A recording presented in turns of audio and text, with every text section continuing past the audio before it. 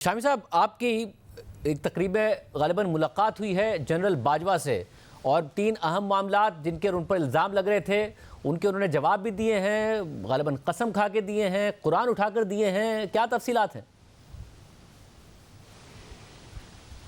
دیکھیں، جنرل رحیم الدین مرحوم جو ہیں ان کے پوتے کی شادی تھی ہمارے فائز رحیم الدین صاحب کے بیٹے سعد کی، اور وہاں وہ تشریف لائے اور محمد مالک صاحب بھی تھے اور میں بھی تھا.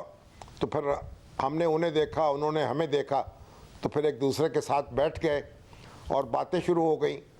اب انہوں نے کچھ شکوے کیے، کچھ شکایتیں کیں، اخبار نویسوں کی شکایتیں کیں جو ان کے بارے میں مختلف باتیں چھاپتے رہے، مختلف باتیں کہتے رہے. کچھ ان کے دور اقتدار کی باتیں، کچھ ان کے بعد دور زوال کی باتیں. تو بڑی شکایتیں تھیں ان کو. لیکن اب 3 باتیں انہوں نے ایسی کہیں کہ جو آپ سمجھیں کہ بھئی ایک بڑی ایک اہمیت رکھتی ہیں.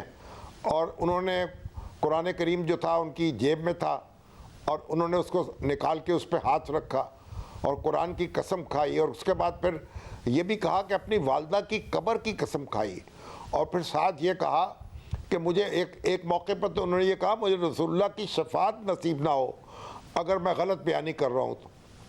اب اس میں تفصیل میں جائے بغیر میں موٹی سی بات عرض کرتا ہوں آپ کو. ایک تو انہوں نے کہا کہ جو نواز شریف صاحب تھے جب وہ لاہور سے لندن گئے تو اس میں ان کا کوئی کردار نہیں تھا، اور انہوں نے ان کو بھجوایا نہیں وہاں. بالکل میں اس سے اپنے آپ کو بری ذمہ رکھتا ہوں. پھر انہوں نے دوسری بات یہ کہی کہ جو عمران خان صاحب کی حکومت تھی، اور یہ الزام لگایا گیا کہ امریکہ کے ساتھ مل کر ہم نے سازش کی ہے اور ان کی حکومت کو گرایا ہے. ایسی اس بات کی بھی میں سختی سے تردید کرتا ہوں.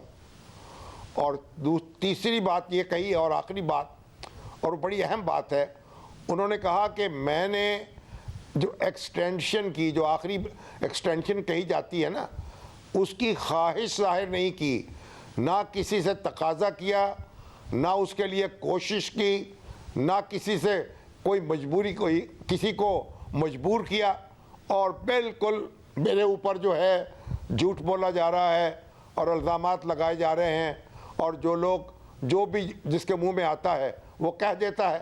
تو یہ 3 باتیں ہیں جو انہوں نے بیان کی، اور بہرحال ان کی بڑی اہمیت ہے.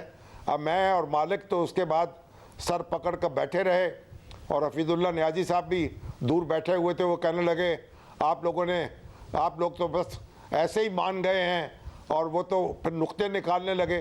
میں نے کہا بھائی ہم نقطے نہیں نکال سکتے. مالک صاحب نے بھی کہا ہم نقطے نہیں نکال سکتے، ہم تو وہ قسموں کی شدت جو ہے اس کے بوجھ تلے ابھی تک دبے ہوئے ہیں اور نکل نہیں پا رہے. تو بہرحال اب یہ تو اللہ ہی جانتا ہے، اللہ کی باتیں اللہ ہی جانے.